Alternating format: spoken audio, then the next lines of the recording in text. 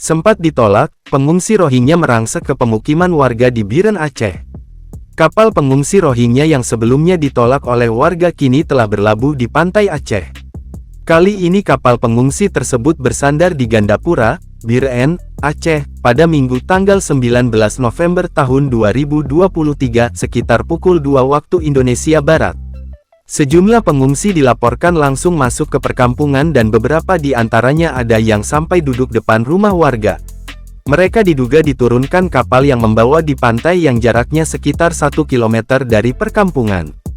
Berdasarkan laporan serambinews.com, beberapa pengungsi berkumpul di rumah warga dalam desa Lok Mambang, Gandapura, Biren. Mereka terdiri dari anak-anak, perempuan dewasa, dan remaja putri. Terlihat pengungsi ini pakaiannya basah karena tiba saat hujan mengguyur Biren dan sekitarnya. Kecik Kepala Desa Lok Mambang, Jasaun, mengatakan kedatangan pengungsi ini terbilang mendadak sehingga mengejutkan warga. Saat itu masih hujan, Nurjanah, salah seorang warga, menelepon kepada saya yang sedang di Menasah. Katanya banyak orang depan rumahnya, kemungkinan dari pengalaman Rohingya, kata Kehit.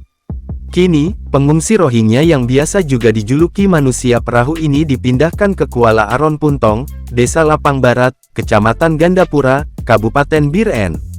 Lokasi tersebut berjarak sekitar 4 km dari Desa Lok Mambang dan 3 km arah utara Kede Gerugok Pusat Kecamatan Gandapura, Kabupaten Biren.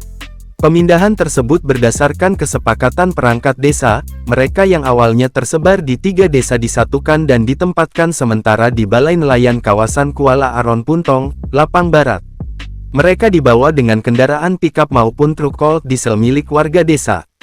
Sejumlah anggota Polsek Gandapura, Polres Biren, Kodim 0111 Biren maupun Koramil Gandapura dan tim lainnya terus memantau dan mengawasi para imigran.